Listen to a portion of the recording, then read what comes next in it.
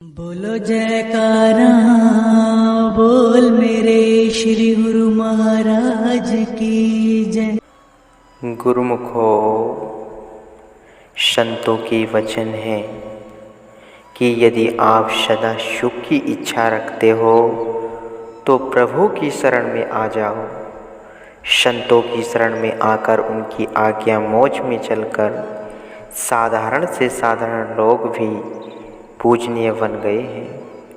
संतों के वचन मन की समस्त मल को धोकर निर्मल करने के लिए साबुन के समान है। निर्मल मन में ही भगवान वास करते हैं और ऐसे भाग्यशाली व्यक्ति के मुख से निकला प्रत्येक वचन ही ईश्वरीय वह अटल बन जाता है। एक बार का किस्सा है कि बाबा फरीद साहिब जी कहीं से आ रहे थे तो कोई व्यक्ति फरीद साहिब जी को सामने देखकर ईर्ष्यावश उल्टा सीधा कहने लगा। बाबा फरीद साहिब जी ने विचार किया कि इसके मन में श्रद्धा लेश मात्र भी नहीं है, इसलिए इस पर वचनों का भी कोई प्रभाव नहीं पड़ेगा। उन्होंने एक पत्थर लेकर उस पर एक कलमा पढ़कर फेंका तो वह सोना बन गया। यह देखकर उस व्यक्ति ने भी एक पत्थर लेकर कलमा पढ़ा, परंतु वह पत्थर ज्यों ही का त्यों ही रह गया। तब उस व्यक्ति ने बाबा फरीद साहिब जी से पूछा कि मेरे द्वारा कलमा पढ़े जाने पर वह पत्थर सोना क्यों न बना। बाबा फरीद साहिब जी ने कहा, कलमा तो जुहा से पढ़ा गया है। जो नेक नियत पर चलता है प्रभु को सदैव अंग संग समझता है, उसकी जुआ में वह सामर्थ्य आ जाती है जो पत्थर को कंचन में परिवर्तन कर देता है। प्रभु परमात्मा सत्पुरुषों की जिह्वा पर निवास करते हैं, अतः सत्पुरुषों की वाणी ईश्वरीय वाणी होती है। साधारण मनुष्य की वाणी में गुरु साहिब जी के हुक्म जैसी शक्ति नहीं आ सकती। जैसे एक न्यायाधीश किसी दोषी को रिहा कर सकता है, मामूली इंसान यह कार्य नहीं कर सकता। सत्पुरुषों के वचन अटल होते हैं, उनमें शक्ति भरी होती है। प्राय लोग अपनी मनमति के अनुसार ग्रंथों का स्वाध्याय करते हैं, वो श्रवण भी करते हैं, लेकिन वही वाणी जब पूर्ण सत्पुरुषों द्वारा उच्चारण करके समझाई जाती है उसमें वह स्वयं पठन की गई वाणी में बहुत अंतर होता है।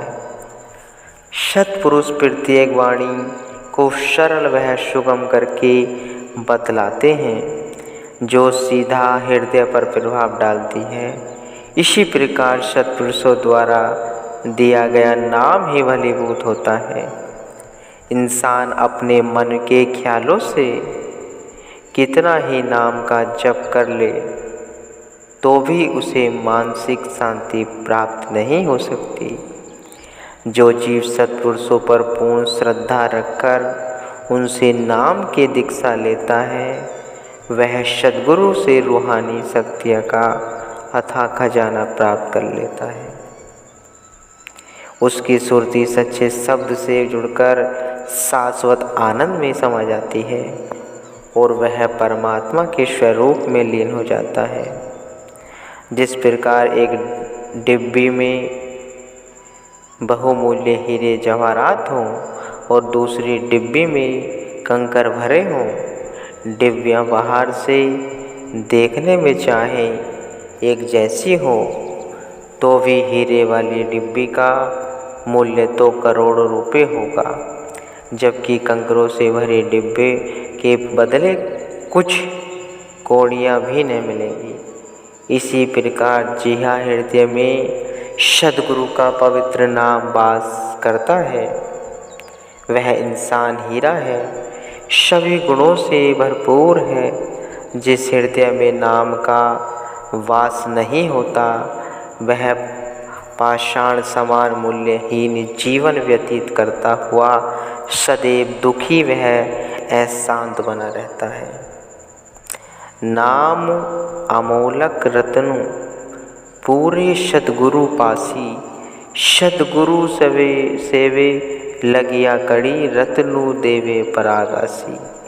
ऐसा नामु रत्नु निर्मोलको पुनर्पथारतु पाया, अनिक जतन करिए हृदय राखिए, रत्नु छावे पछाइया।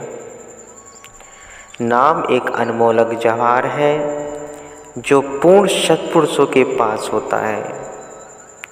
जो संतों की सेवा शुश्रूषा करते हैं, संत यह नाम रूपी जवाहर देकर उनके हृदय को प्रकाशमान कर देते हैं। आगे कथन करते हैं, नाम के इस अमूल्य हीरे और सर्वश्रेष्ठ दौलत को मैंने पूर्ण कर्मों से प्राप्त किया है और बहुत यत्न से इसे अपने हृदय में संजोया है, क्योंकि यह अमूल्य रत्न छिपा या छिप नहीं सकता। नाम जपने वाला देखने में चाहे सुंदर न हो तो भी वह मालिक की दरगाह में सम्मान पाता है। इसके विपरीत नाम विहीन मनुष्य देखने में कितना भी सुंदर क्यों न हो, तो भी मालिक की दरगाह में उसके लिए कोई स्थान नहीं होता। नामधारी अपने मुख से सदा प्रभु की महिमा के गीत गाते रहते हैं, जबकि नाम विहीन प्राणी के मुख से हाय हाय के सिवाय कुछ नहीं निकलता। नाम जपत कुष्ठी भला, चोय चोय परे जो चाप, कंचन देहे केहे काम की, जहाँ मुख नहीं नाम। परम संत श्री कबीर साहब जी अपनी वाणी में फरमा रहे हैं, एक कोढ़ी मनुष्य जिसकी चमड़ी कुष्ठ रोग से बुरी तरह से सड़ गल गई थी, यदि उसके हृदय में नाम का वास है, वह उस स्वर्ण देह वाले मनुष्य से लाखों गुना श्रेष्ठ है जिसके हृदय में नाम का वास नहीं है।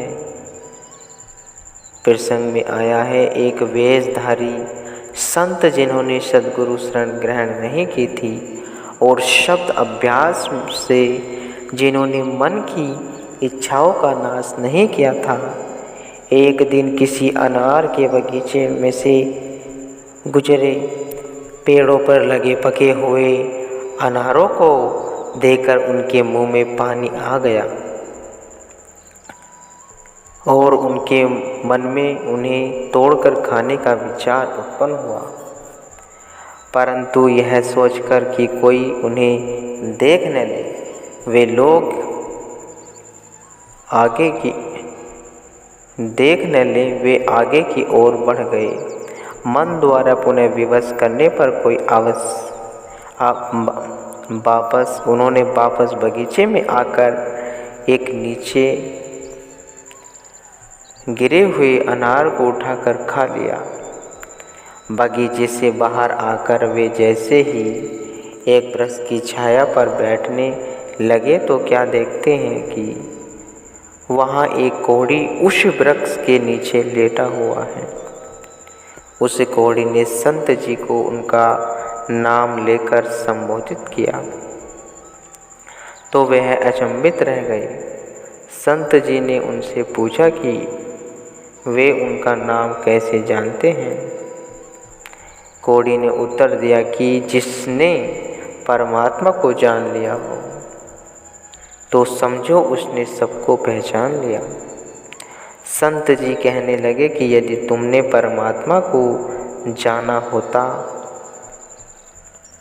तो तुम्हारा ऐसा बुरा हाल नहीं होता।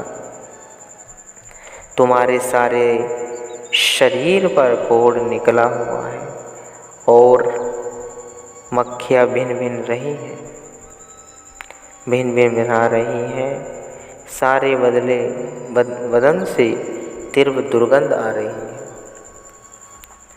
कोड़ी ने बहुत सहज होकर कहा कि आपने संत जी का वेश तो अवश्य धारण किया है, लेकिन मन में कभी भी लाल लाल अनार खाने की इच्छा उग्र हो रही है। कोड़ी द्वारा अपने मन की अवस्था को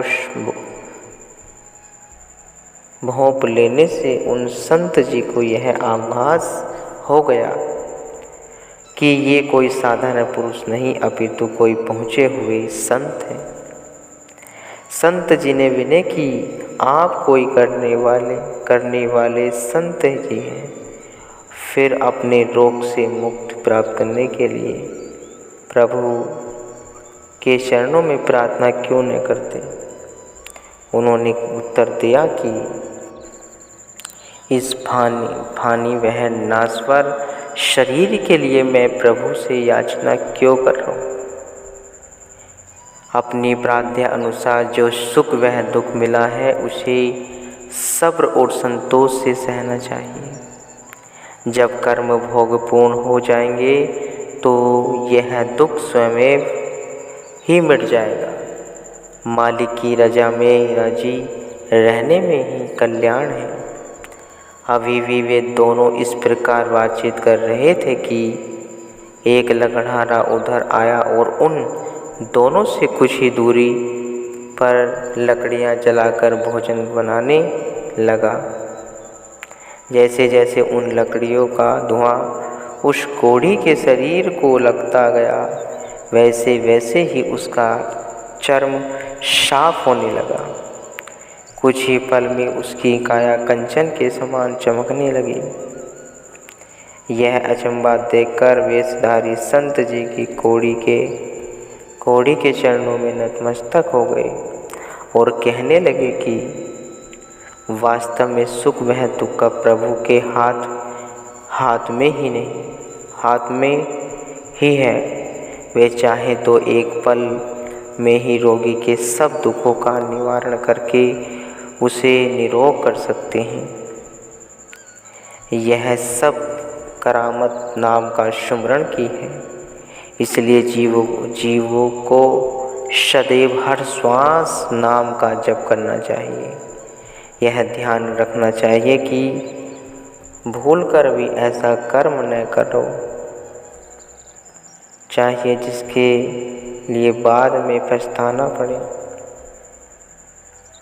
जीव को सत वह असत की परख भजन सुमरण करने से ही होती है। भजन से ही जीव की अंतर्दृष्टि खुलती है। सत्पुरुषों के वचन है, मानुष्य अंतरा, कोई हीरा कोई कंकरा। प्रत्येक मनुष्य का मूल्य उसके विचारों से होता है। यदि उसके विचार भक्ति वह सच्चाई के होंगे तो उसका जीवन उतना ही अमूल्य होगा। मायावी विचारों वाले मनुष्य के जीवन का मूल्य चंद्र कोड़ियों के समान है। इंसान के विचारों का प्रभाव उसके कर्म व वाणी पर चढ़ता है। जो जीव मन वचन का कर्म की समुचित व्यवहार करता है वह भक्ति से निरंतर उन्नति करता हुआ अपने प्रत्येक श्वास को सफल कर लेता है। इसके विपरीत जो जीव स्वयं को सद्गुरु के अर्पण नहीं करता वह काम क्रोध और अहंकार के वशीभूत होकर अनुचित शब्द बोलता है, दूसरों के प्रति सद्व्यवहार नहीं करता और न ही इसमें सहानुभूति का कोई अंश होता। ऐसा व्यक्ति स्वयं को 84 के बंधन में डाल लेता है। जीव को मनुष्य जन्म मिला था आत्मा को बंधनों से मुक्त करने के लिए।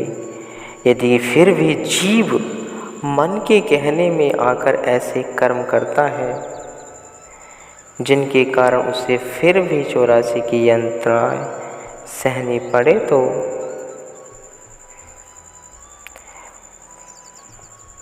यह जीव की कौन सी बुद्धिमानी है। यदि कोई चर्म रोगी जीवा के स्वाद हेतु मीठे व्यंजनों का सेवन करता रहे तो उसका चर्म रोग ठीक नहीं होने की अपेक्षा बढ़ेगा। अपने प्रत्येक कर्म का फल जीव को भोगना ही पड़ता है।